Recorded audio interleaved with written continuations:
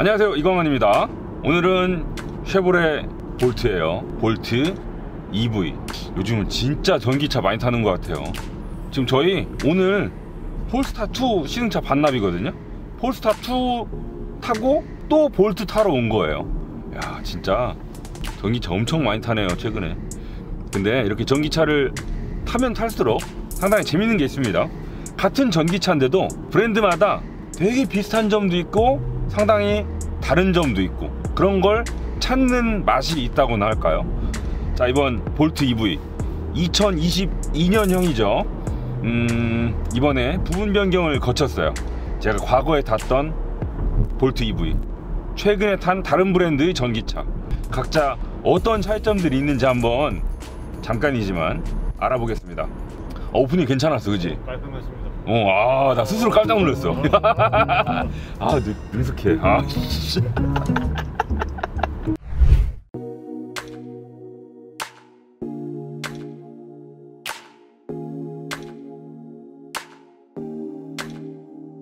자, 일단 지금 저희 출발한 지 얼마 안 됐거든요. 이런 행사가 차를 좀 알아보고, 그래, 내가 느낀 게 맞아 하고 검증을 거친 다음에 말씀드릴 수 있는 환경이 아닙니다. 그냥 타자마자 바로 찍어야 돼요. 그래서 첫 느낌 차원이라는 점 다시 한번 말씀드리지만 참고해 주시고요. 딱 나오는데 차가 가벼워요. 이 가볍다는 느낌에는 두 가지 의미가 있습니다. 좋은 점, 나쁜 점. 좋은 점으로 말씀드리면 잘 나간다는 뜻이에요.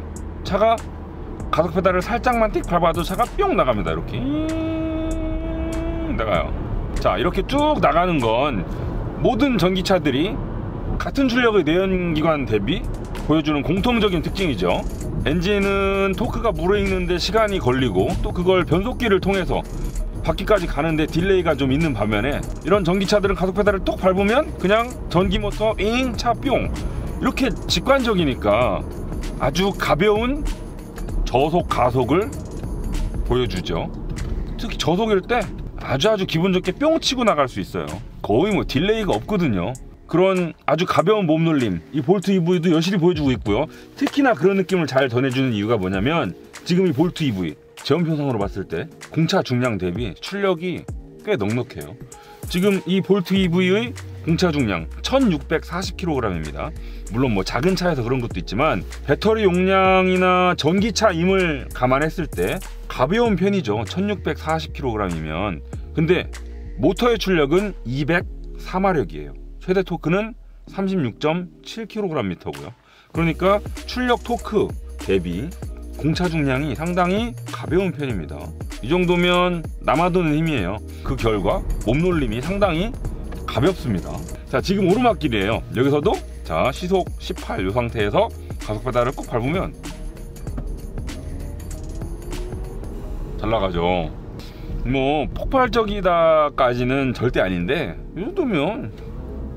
자, 제 머리 살짝 뒤로 젖혀지는 거 보셨죠? 절대 제가 일부러 하는 거 아닙니다. 이 정도면 몸놀림은 상당히 가볍고요, 힘은 넉넉하다. 그리고 알아봐야 될 게 바로 리젠온 디맨드죠. 자, 코너를 앞두고 운전대 왼쪽 패드를 눌러요. 그럼 속도가 잉 줄죠. 자, 마치 브레이크를 살짝 밟은 것처럼 회생제동이 개입을 시작합니다. 쭉 가다가, 자, 리젠온 디맨드 딸깍 잉 코너 돌고 다시 재가속. 자, 이렇게 하면 브레이크를 전혀 밟지 않고도 충분히 가속을 하면서 동시에 버려지는 운동 에너지까지 걷어들일 수 있죠. 일석이조. 이런 건 참 좋아요. 제가 사실 전기차를 예전에 처음 탔던 게 닛산 리프 1세대였었고요. 그리고 얼마 지나지 않아서 아마 2017년도에 볼트도 경험했었던 것 같아요. 그 당시까지만 해도 이런 리젠온 디맨드 기능이 상당히 신기했었거든요. 전기차 자체도 신기했었지만 전기차의 특징을 이렇게 재밌는 별도의 기능으로 추가 장착할 수도 있구나 라면서 상당히 놀랐었어요, 살짝. 그리고 또 그 당시 2017년도에 나왔던 볼트 EV 원 페달 드라이빙 기능을 가지고 있었죠. 지금 이 볼트 EV 역시나 제공해주고 있습니다. 자, 이 버튼을 눌러요. 여기 보시면 그 굳으시는 발 그림이 하나 있고, 그 페달 위아래로 화살표가 그려져 있거든요. 그러니까 까딱까딱 오른발을 어떻게 돌리느냐에 따라서 방전, 충전, 가속, 덜 감속, 이런 식으로 차의 거동을 발목만으로 조절할 수 있는 기능, 온페달 드라이빙. 이 쉐보레 볼트를 통해서 제가 처음 경험을 했었고, 그대로 가지고 있습니다. 자, 그리고 이렇게 원페달 드라이브를 켜놓은 상태에서 리제논 디맨드 패들까지 누르고 있으면, 자, 이렇게 최대의 회생 제동이 개입을 하면서 완전 정차까지 되죠. 자, 이렇게 그 브레이크를 밟지 않고 회생 제동으로 차를 완전 정차시킬 때의 장점, 운전자가 스스로 브레이크를 밟는 것보다 훨씬 더 부드럽게 차가 언제 섰는지 모르게 세울 수 있습니다. 이건 볼트 EV뿐만 아니고 다른 전기차들의 이 원페달 드라이빙 기능과도 비슷한 특징이에요. 뭐 EV6 아이오닉 5에 들어가 있는 아이페달도 똑같이 차를 세울 수 있습니다. 그럴 때 참 기분이 좋죠. 자, 그리고 아까 제가 가볍다고 말씀드린 그 두 번째 가벼움, 바로 하체 느낌인데요. 이건 살짝 부정적인 뉘앙스가 담겨 있습니다. 볼트 EV 사실 소형 전기차잖아요. 가격으로 봐도 그렇고 크기로 봐도 그렇고요. 그래서 이렇게 과속 방지턱을 딱 넘잖아요. 그리고 우둘투둘한 요철을 밟고 넘어보면 충격을 걸러주는 태도가요, 썩 고급스럽지는 않습니다. 사실 좀 소형차 영역에 머물러 있어요. 소형차니까 소형차급 승차감을 보여준다는데 뭐가 불만이야 라고 하시면 할 말 없어요. 뭐 그냥 자기 급에 맞는 승차감을 가지고 있는 셈입니다. 특히나 제가 방금 전까지 폴스타2를 타다가 옮겨 앉아서 특히나 더 그렇게 느끼는 거일 수도 있습니다. 뭐 아까 상품 설명을 들어보니까 기존 볼트 EV에 비해서 하체 세팅을 좀 더 부드럽게 바꿨대요. 기존 오너들의 니즈를 반영시킨 결과라고 하는데, 글쎄요, 제가 과거 2017년도에 나왔던 볼트 EV를 탄 지가 너무 오래됐기 때문에 정확한 비교는 어렵겠습니다만, 또 제 취향이 좀 단단한 걸 좋아해서 그런 걸 수도 있겠는데요, 저는 기존 승차감이 더 좋지 않았나? 조심스럽게 말씀을 드려봅니다.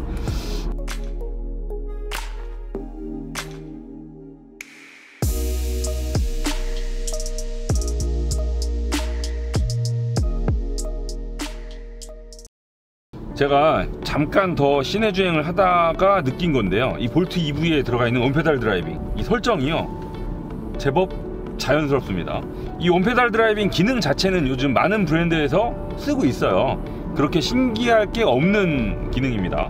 근데 이것도 또 브랜드마다 조금씩 그 세팅이 달라서, 어떤 브랜드는 오른발의 이 살짝 더 밟음, 살짝 덜 밟음에 따라서 차의 거동이 민감하게 반응하는 한편, 지금 이 볼트 EV 같은 차들은 이게요, 자 보세요, 살짝 더 밟죠? 살짝 뗐어요. 이 그 가속과 감속, 방전과 충전, 이 경계가 꽤 부드러운데요. 폴스타도 이랬거든요. 이걸 상당히 부드럽게 조율해놔서 동승자들이 크게 멀미를 느끼지 않았어요. 근데 이 볼트 EV도 그렇네요. 지금 동승하고 있는 송복, 너도 내가 지금 원페달 드라이빙 계속 켜놓고 달리고 있는데 크게 불쾌하지 않죠? 그게 이질감 없어요. 근데 GV60 때는 그냥 그치, 하고 있구나라고 느껴지는데, 내가 1mm 더 밟았는지 1mm 덜 밟았는지를 동승자가 알 수 있는 정도였는데, 얘는 그게 되게 부드럽지 않아? 지금은 전혀 그거 못 느끼겠어요. 그래요. 회생 제동도 좋긴 한데 일단 운전자가 불편하면 안 되잖아요. 이런 설정이 좀 더 적합한 것 같아요. 이렇게 들어오는 게 아니고 이렇게 들어와서 그렇지, 이게 한번 들어오기 시작하면 쑥 하고 회생 제동이 많이 들어오거든요. 그러니까 또 회생 제동 양이 적다고도 할 수 없는 거고요. 전환되는 시점만 조율하면 되는 거니까요. 그러니까 차가 이렇게 만들기 어려운 겁니다. 개발 단계에서 마지막 캘리브레이션을 어떻게 하느냐에 따라서 정말 그 운전자가 실제로 차를 몰았을 때 만족감이 크게 달라질 수 있다는 점. 특히나 이런 전기차들은 소프트웨어의 영역이 더 커지잖아요, 내연기관 차에 비해서. 이런 것도 이제 브랜드마다의 차 만들기 실력에 따라 판가름 나겠죠. 이 차 만들기 실력이 나와서 말씀드리는 건데, 사실 이 전기차에 있어서만큼은 GM이 상당히 진지한 브랜드입니다. 1996년부터 1999년 90년대 말에 이미 전기차를 만들어서 팔았었어요. EV1 다들 기억하시죠? 그 유선형으로 동글동글하게 생겼던 전기차입니다. 그 당시에 꽤 성능도 훌륭했다고 알려져 있어요. 아무튼 그렇게 일찌감치 전기차를 실제로 만들어서 팔았었고, 또 2017년에 나왔던 볼트 EV만 하더라도요, 2017년이면 그 당시에 제가 전기차를 타고 어디 나가잖아요. 길거리에 충전하고 있으면 지나가던 사람들이 이거 전기차예요? 하고 물어보던 시절입니다. 그리고 그 당시의 전기차들은 1회 충전으로 갈 수 있는 거리가 150, 200 뭐 그 정도에 머물러 있었던 시기였어요. 근데 볼트 EV가 383km 빵 하고 나오니까 사람들이 오 했었거든요. 실제로 저희가 2017년도에 볼트 EV를 타고 부산을 갔었죠. 부산 톨게이트까지 갔었습니다. 그때 정말 이 배터리 다 방전되면 아 차가 나중에 어떻게 반응하는구나를 다 느꼈었죠. 오디오 꺼지고 여기 차 가속도 안 되고 공조장치는 당연히 진즉 꺼졌고요. 그리고 또 그 당시 볼트 EV가 뭐가 앞서 있었냐면 전기차 전용 플랫폼으로 만들어진 차였습니다. 지금 현대 기아에서 나오는 eGMP 플랫폼, 이제서야 막 전기차 전용 플랫폼이라면서 대대적으로 자랑했잖아요, 얼마 전에. 근데 볼트 EV는 2017년도에 전기차 전용 플랫폼으로 만들었었어요. 지금 얘 바닥 평평하잖아요, 앞뒤 다. 그런 게 다 전기차 전용 플랫폼을 썼기 때문이고요. 자, 그리고 나서 저희가 타고 있는 이 볼트 EV 2022년형입니다. 2017년도에 나왔을 때는 주행 가는 거리가 383km였었지만 이 볼트 EV 그 사이에 2020년형이 되면서 배터리를 교체했을 때 주행 거리가 지금 얘처럼 414km로 늘어났습니다. 지금 얘 22년형 똑같이 414km고요. 그리고 얼마 전에 2022 CES에서 그 GM의 메리바라 회장이 발표했던 전기차 관련 미래 청사진, 상당히 많은 주목을 끌었죠. 얼티엄 하드웨어 플랫폼, 얼티파이 소프트웨어 플랫폼, 이 두 가지를 조합해서 앞으로 전기차 플랫폼 기업으로 거듭날 것이다 라며 상당히 구체적이고 많은 계획들을 발표했습니다. 그리고 그 계획의 출발점에 있는 차가 바로 이 볼트 EV인 셈이고요.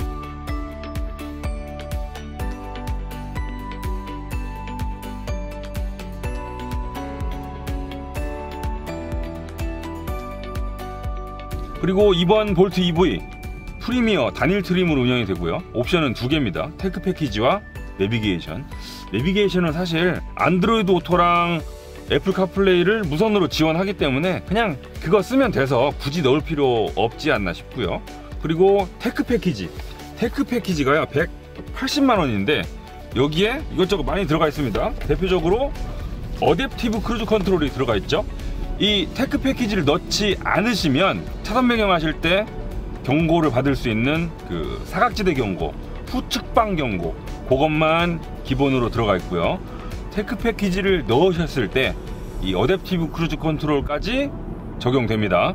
그리고 차선 이탈 경고 및 방지도 추가되고요. 오늘 시간이 너무 짧아서 지금 정말 아주 간략하게 알아보고 있는데요. 또 하나 말씀드릴 게 있습니다. 지금 이 볼트 EV 브레이크 느낌이요 살짝 밀리는 것 같아요. 자, 원페달 드라이빙도 끄고요. 리젠 기능도 활성화하지 않은 상태에서, 그러니까 다시 말하면 거의 브레이크로만 차의 속도를 줄이는 환경에서 차가 이렇게 감속될 때, 자 뒤에 차가 없죠? 브레이크를 밟습니다. 쭉 가다가 자 밟아요. 제동력 자체를 말씀드리는 게 아니고 이 페달 담력과 차의 감속되는 정도를 봤을 때 살짝 밀리는 것 같은 느낌을 전해줘요. 내가 평소에 밟던 것보다 조금 더 밟아야 원하는 만큼 차를 세워주지 않나 싶은 느낌을 처음에 받았거든요. 이 점은 아마 뭐 볼트만 또 타고 다니신다면 적응돼서 모르실 수 있는데요. 다른 차를 타시다가 이 볼트 EV를 처음 타시면 초반에는 살짝 저와 같은 생각을 하게 되실 수도 있어요. 그리고 또 하나 아쉬운 거, 이 볼트 EV는 아직도 히트펌프가 없습니다. 히트펌프가 있고 없고의 차이는 겨울에 좀 차이를 크게 알 수 있거든요. 기온이 낮아지면 평상시보다 훨씬 더 주행거리가 줄어들 수밖에 없어요. 이 배터리라는 게 화학 반응을 전기 에너지로 바꿔주는 거라서 그 화학 반응을 하는 과정에서 외기 온도에 큰 영향을 받습니다. 특히나 우리나라처럼 겨울에 좀 날씨가 많이 추워지는 곳에선 히트펌프가 상당히 많이 필요하죠. 이 볼트 EV는 2017년도에도 없었고 이번에 22년형 부문연경 모델이 나오면서도 아직 그 점을 보완하지 않았다는 점, 좀 저는 어떻게 보면 그 점이 가장 아쉽지 않나 싶어요. 제가 뭐 방금 히트펌프 없다고 좀 아쉽다고 말씀을 드리긴 했습니다만, 또 그거 빼고 나머지 장비들을 보면 지금 이 볼트 EV 가격에 비해서 호사스러운 장비들도 여럿 있어요. 360도 카메라도 들어가 있죠. 또 에어백 10개. 자, 방금 이 볼트 EV를 잠깐 달려보고 왔습니다. 주행 느낌은 과거랑 크게 달라진 거 없는데, 아까 설명해 주신 대로 조금 더 부드러워진 것 같긴 해요. 그리고 또 무엇보다 414km의 주행거리, 제가 꼭 한번 다시 테스트 해볼게요. 요즘이야 400km 오버가 뭐 얼추 괜찮게 달리네 싶지만, 얘가 처음 나왔을 때까지만 해도 상당히 멀리 가는 거였었거든요. 그 의미를 다시 한번 복귀해 보겠습니다. 자, 그리고 디자인, 일단 얼굴이 많이 달라졌죠. 기존 볼트 그때도 사실 좀 전기차스러운 느낌을 꽤 내려고 노력했구나 싶은 외모를 하고 있었습니다. 근데요, 그때까지만 해도 그 기존 내연기관 차의 느낌이 많이 남아 있었거든요. 어디가 그랬냐면, 헤드램프 있고요, 또 램프 사이에 라디에이터 그릴이 여기 이만큼 있는 그 기존 자동차의 느낌이 있었죠. 대신 그걸 덮어놓고 그릴 안쪽에다가 전기차스러운 패턴을 집어 넣었었어요. 근데 이번 볼트 EV 22년형, 얘는 라디에이터 그릴, 사실 전기차 시대에는 그렇게 필요 없잖아요. 라디에이터는 필요하지만 라디에이터 그릴까지는 필요가 없단 말이에요. 구멍 요 정도만 뚫어 놓으면 돼요. 그러니까 여기를 그냥 차라리 이렇게 아예 막아버리고 디자인 요소로 이렇게 아래로 좀 내렸죠.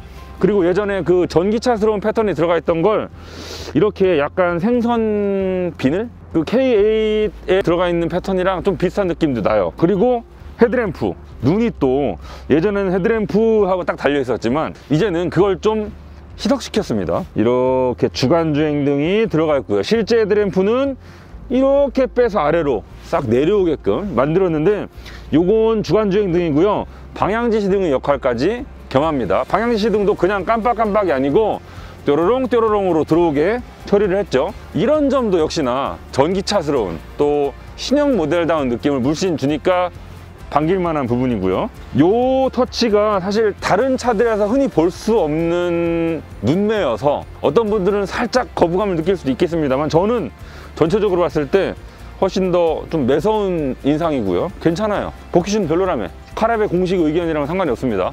저는 괜찮아요. 그리고 옆에서는 사실 크게 달라진 게 없습니다. 기존 볼트 EV보다 길이가 한 20mm 줄어들었다고 하는데, 그건 뭐 이 디자인적인 차이에서 나온 결과니까요, 별 의미 없는 변경이고요. 휠은 17인치, 타이어는 미쉐린의 에너지 세이버가 들어가 있네요. 그리고 충전 포트 여기 앞쪽에 달려 있고요. 이 볼트 EV의 옆모습에서 가장 큰 디자인 특징은 요거죠. 요 크롬 라인, 요렇게 연결되는 이 크롬 라인. 이 쉐보레가 사실 이런 걸 상당히 잘 써먹어요. 얼마 전 트래버스 때도 그랬지만 이 크롬과 빛을 잘 이어놓거든요. 얘도 마찬가지죠. 크롬에서 이 사이드 미러의 방향지시 등으로 연결시키는 이런 터치 즐겨 쓰고 있습니다. 자, 뒷모습도 많이 바뀌었죠. 특히 리어 램프, 옛날 거보다 훨씬 멋있어졌어요. 이 클리어 타입 커버에다가 안쪽으로 면발광 미등을 이렇게 두껍게 두 줄 집어 넣었거든요. 근데 이렇게 보고 있으면 흡사 카마로랑 살짝 닮지 않았나 싶어요. 쉐보레는요, 카마로의 디자인 아이덴티티를 다른 모델들에다가 적용하는 걸 종종 하더라고요. 마치 포르쉐가 다른 모델들의 911의 DNA를 집어넣는 것과 같다고도 볼 수 있겠죠. 와, 이거 달라진 게 상당히 크구나. 훨씬 멋있어요. 또 되게 특이한 게 뭐냐면, 얘는 그냥 미등일 뿐이에요. 다른 역할을 하지 않습니다. 그리고 제동등은요, 여기랑 여기랑 이 둘이 제동등입니다. 방향지시등은 어디 있냐? 요거예요. 따로 주황색 빛이 아닌 그냥 그 제동등의 빨간 빛이 깜빡깜빡 들어오며 방향지시등의 역할을 하죠. 또 후진등은 여기 달려 있는데, 이게 좀 아쉬워요. 지금 앞에서부터 뒤까지 전부 다 LED로 빛을 내고 있는데 딱 후진등만 아직 벌브 타입입니다. 아, 아쉬워. 실내 보죠. 자, 실내. 진지해졌다. 예전 볼트 17년도에 나왔을 때 좀 화사한 느낌이 많이 있었거든요. 실내에 되게 밝은 내장재도 많이 쓰고. 근데 지금 저희가 타고 있는 이 22년형 볼트는 다 검정색에 유광 검정에 크롬 정도? 딱 요 정도만 배열을 해서요. 사뭇 진지해졌는데요. 느낌만 놓고 봤을 때는 예전에 화사한 느낌이 좀 더 전기차스럽고 소형차스럽고 발랄하고 좀 더 볼트에 어울리지 않나 싶은 생각이 살짝 드네요. 근데 그건 그냥 제 느낌이고요. 그냥 딱 이것만 넣고 보면 한결 고급스러워졌습니다. 특히 여기 이 공조장치 조작부 여기만 딱 떼어놓고 보면 이거 캐딜락인가 싶을 정도로 고급스러워요. 이 버튼 느낌 봐봐요. 온, 오프, 풍량. 오, 좋아. 그리고 센터 디스플레이도 10.2인치 홈, 그 다음에 안드로이드 오토, 애플 카플레이 전부 무선으로 되고요. 해상도 좋고요. 그래픽도 단순하긴 하지만 상당히 가독성 훌륭합니다. 이런데 살짝 가죽 스티치 느낌을 넣긴 했네요. 말랑말랑. 여기도 말랑말랑하네? 말랑말랑. 오, 여기까지는 당연히 아니구나. 말랑말랑한 소재가 딱 1열 이 앞에 여기 배꼽 위 딱 요 정도까지는 말랑말랑을 썼고 그 밑으로는 딱딱 이렇게 됐네요. 뭐 이 정도의 소재 배합, 뭐 차급에서 크게 벗어나지 않는 수준이고. 근데 저는 다만 조금 불만이 뭐냐면 이 쉐보레의 마감 플라스틱 있잖아요. 이게 물론 이 정도 급이라면 다른 브랜드들도 다 딱딱한 플라스틱 씁니다. 근데 똑같은 급의 플라스틱인데도 불구하고 유독 쉐보레 플라스틱 내장재가요 더 반짝거리고요, 시각적으로 더 싼 느낌이 나요. 이건 좀 이 볼트 EV의 문제는 아니고 GM 계열 차들이 다들 좀 그렇거든요. 그리고 저는 이번 볼트 EV에서 가장 마음에 드는 변경사항이 여기입니다. 여기 앞에서부터 설명드리면 스마트폰 무선 충전 패드 있고요. 그리고 스포츠 모드, ESC 끄는 버튼, 차선 감지 버튼 달려 있고요. 이제 그 뒤가 핵심이에요. 자, 기존 볼트는 그냥 레버 방식이었죠. 딸깍딸깍. 근데 얘 보세요. P, N은 누르고요, D와 R은 당기는 방식입니다. 요즘 얘 말고도 현대기아 버튼, 다이얼, 또 아우디는 조그만 조약돌 같은 거 앞뒤로 밀게 되어 있죠. 포르쉐는 진짜 이렇게 생긴 거 딸깍딸깍하게 되어 있죠. 브랜드마다 모델들마다 다양한 방식의 전자 기어 스위치가 들어가고 있습니다. 이런 시도들 다 좋아요. 근데 특히 그 중에서 현대는 B도 누르고 R도 누르고 N도 누르고 D도 눌러요. 그렇다 보니까 가끔 좀 급하게 주차를 할 때 사고가 나는 경우도 있습니다. 저도 처음에는 에이 뭐 그거 그냥 보고 누르면 되지 뭘 그런 걸로 실수해 라고 생각을 했는데 저도 깜짝 놀랄 때가 있더라고요. 그렇게 정말 차와 운전자 사이에 절대로 오해가 있으면 안 되는 이런 중요한 기능들에 있어서 그냥 모든 PRND를 누르게만 만드는 건 살짝 좀 위험하지 않나 싶은 입장이거든요. 그래서 지금 이 볼트 EV에 적용되어 있는 누르고 당기는 행위가 섞여 있는 이 방식, 훨씬 더 올바른 방향이 아닌가 싶습니다. 그리고 또 하나 마음에 드는 거, 이 볼트 EV에 달려있는 회생제동 시스템의 큰 기능 중에 하나, 원페달 드라이빙, 또 리젠 온 디맨드. 원래요 리젠 온 디맨드 패들이 이렇게까지 크지 않았는데요, 이번에는 그 기능을 훨씬 더 적극적으로 쓰라며 위로 크게 달아줬습니다. 좋아요. 더 쓰기 편하죠. 한결 누르는 느낌도 좋고요. 누르는 느낌 좋다고 하니까 생각났는데 누르는 느낌 되게 안 좋은 버튼도 공존하고 있습니다. 바로 이겁니다. 이 오버헤드 콘솔 조명 스위치 너무너무 조작 느낌이 싸요. 제가 최근에 눌러본 자동차 스위치 중에 가장 저렴한 느낌의 조작감입니다. 사소한 것 좀 이런 것 좀 안 해줬으면 좋겠어요. 저는. 자, 2열 공간 한번 봅시다. 머리 공간 이 정도고요. 무릎, 주먹 3개 들어갑니다. 여러분 혹시 볼트 EV가 저렇게 넓다고? 라는 생각 하신 분 계신가요? 만약 있으시다면 짱입니다. 지금 보고 계신 이 2열은요 사실 볼트 EUV예요. 방금 제가 앉아있던 1열은 볼트 EV였었고 지금 얘는 EUV, 일렉트릭 유틸리티 비클. 볼트 EV 22년형이 나오면서 같이 추가된 라인업인데요. 쟤보다 차 크기가 조금 더 커졌죠. 제가 방금 보여드린 것처럼 공간적으로 한결 더 여유로울 수 있었던 거고요. 볼트 EV는 요것도 이렇게까지 넓지 않거든요. 요것도 주먹 2개 정도 들어가면 거의 다 찼었는데 지금은 3개잖아요. 이걸 수치로도 확인하실 수 있습니다. EV 대비 차 길이가 165mm 더 길고요. 높이도 20mm 더 높습니다. 휠베이스는 75mm가 더 길고요. 딱 앉아도 한눈에 더 넓네, 이런 차이를 보여줄 수 있는 거죠. 파워트레인 완전 동일하고요. 주행 가는 거리 얘가 조금 짧습니다만 비슷해요. 다만 공간에서 가장 큰 차이를 보이기 때문에 취향껏 고르시면 되겠습니다. 그리고 아까 제가 주행하면서 이 볼트 EV도 마찬가지고요. 17년도에 일찌감치 전기차 전용 플랫폼으로 만들어진 차다라고 말씀을 드렸잖아요. 바닥 보시면 그런 특징을 확인하실 수 있죠. 완전 평면. 그리고 다른 부분은 EV나 EUV나 뭐 소재나 이런 거 비슷합니다. 아까 EV에는 없었던 이 선루프 달려 있고요. 또 여기 1열 안전벨트 높낮이 조절 장치도 EUV에는 있네요. EV는 없었거든요. 그리고 2열 열선도 EUV에는 있네요. 뭐 그 정도입니다. 시트는 6대4로 접히고요. 등받이 각도 요 정도. 조금 더 눕혀졌으면 좋긴 한데 뭐 오케이. 그리고 여기 팔걸이가요. 이거 어떻게 빼? 이야. 아니 여기 홈을 좀 파주던지 아니면 이 꼬다리가 밖으로 나와 있었다면 훨씬 더 쉽게 팔걸이를 내릴 수 있었을 텐데 요건 좀 아쉽네요.